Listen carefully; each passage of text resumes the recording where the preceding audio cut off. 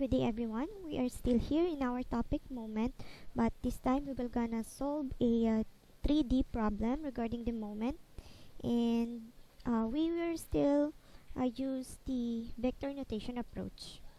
Okay, so this problem is still from the book of Hibeler, Engineering Mechanics Statics 12th edition, and Pearson Prentice Hall example 4.4, and you can see this at page 127. Okay, so our problem is that two forces act on the rod shown in the figure. So we have here figure. Two forces act on the rod shown in the figure. Determine the resultant moment they create about the flange at O. So we have here our flange at point O. Express the result as a Cartesian vector.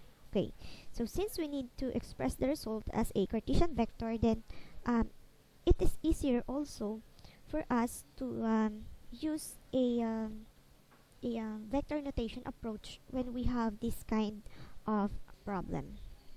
Okay, so we have here the x, y, and z axis, and we can see here also the location of our pipes and the dimensions. Okay, so the forces are the F1 and F2 with they are already expressed their values in vector notations, so we can directly use it, no? Okay, so F1 is negative 60i plus 4 I think it's 40. Yeah, it's 40j plus 20k. Yan. And the unit is in terms of pounds. And our force 2 located at this end is, we have 80i plus 40j and minus 30k. Okay.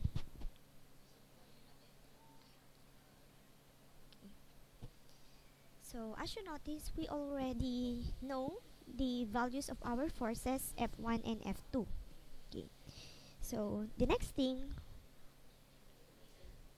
we need to determine in order for us to solve the moment at this point O is that we need to know the value of our position vector. Since we have two forces, then we must have two position vectors. Okay, position vector of force 1 and the position vector of force 2. Okay, so let me copy the figure.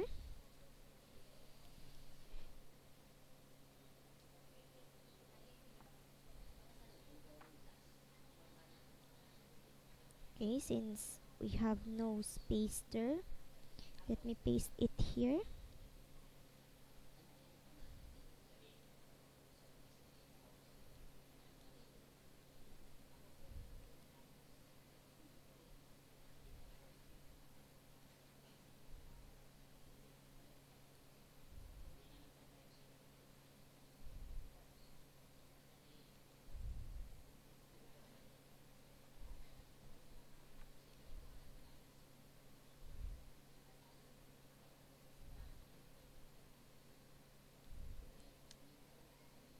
Yan. Okay. So our position vector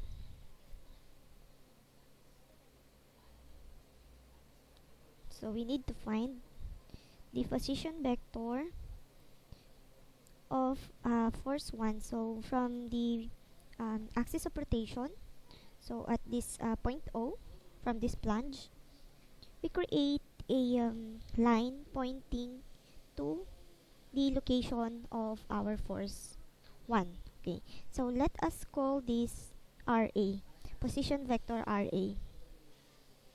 Okay, so based from the given figure, we can now easily say that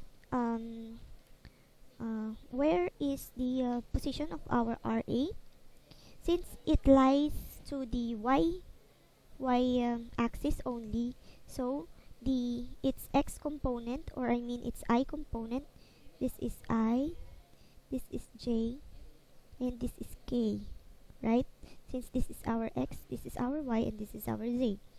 So the I is just 0, so we have 0I, and the position from point O to this point is we have a total of 5 feet. So we have plus, since it is going to the right direction, we have 5J, and then the K component is 0. Okay, so all in all, our RA is just 5J, right? And also, we need to determine the position vector of, this is find, the position vector of our force 2. So let me use another color. So from this point up to this position, let's call this RB, and the position of this position vector is that, so we have x is how much, this one, so this is 4 for I, positive, since it is going to the positive direction, and then J is how much, Yan, 5, also 5 feet, so we have plus 5J, and then 2 units going downward, so we have a negative 2K. By the way, these position vectors are in terms of feet. Okay, so RA is just 5J, and our RB is 4I plus 5J minus 2K. Okay, so since we have two forces acted upon this body, then we need to determine the summation of the moment caused by these forces, or the resultant moment they create, right? So for the resultant moment,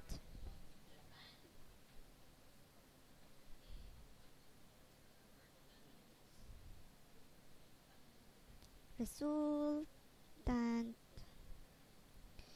so for the resultant moment, we need to of course get the summation of the position vector uh, cross the force. Okay, so this is our moment at point O. Okay, so we need to determine the summation since we have two forces acted upon this body. So we have the RA cross the force 1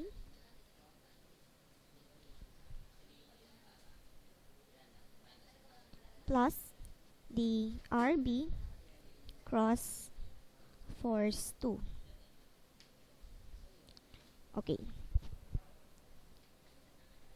so we need to perform this cross product, and since we already knew the values of our forces, this one, and the value of our position vectors RA and RB, then we can now easily find the resultant moment by doing the cross product and by getting the summation of the two. Okay, so let us perform the cross product individually. So first, let's find the moment of this RA cross F1. So we have the values. Our RA is, we have I, J, and K, right? So our I for RA is, we have 0, and then 5, and then 0, right? And for our F1, the value of our F1 is this one. So we have negative 60 40 and then 20, positive 20. So using this, the value of our ijk, the value of the moment at ijk, is that if we will gonna compute for the value of I, we need to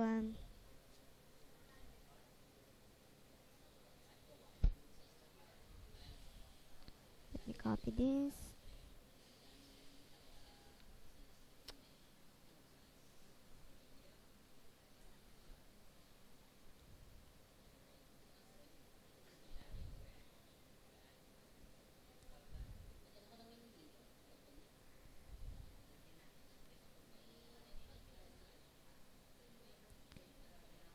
Let me copy it thrice.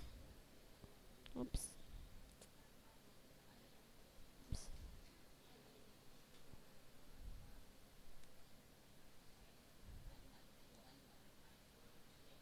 Okay.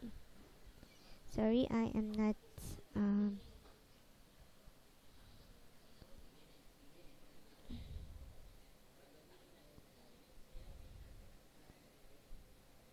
I am still learning how to control this apparatus or this gadget. So to find the value of I, j, and k. So for the I, we need to cover this part here and then do the technique. So we have 5 times 20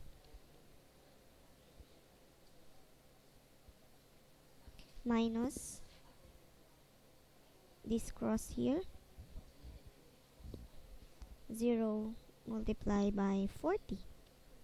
So therefore the value of I is 5 times 20. How much? So we have 100 I. Okay? And the same technique, we will do the same technique to find the value of our j. Okay, so we have, but since this is the j, again we need to have a negative sign here. So we have 0 multiplied by 20, 0, which is 0, and then we have 0 multiplied by 60. So minus 0 by 60. So this j part here is just 0. 0 j. Then lastly, for the value of our k, we need to cover this part and do the same process. So we have 0 times 40 minus 5 times negative 60, right? So this one here is equal to how much?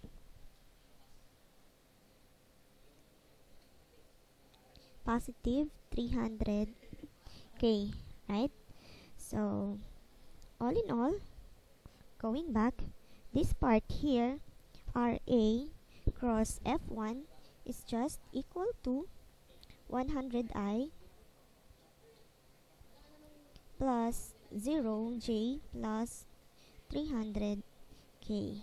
Okay, so this is RA cross F1.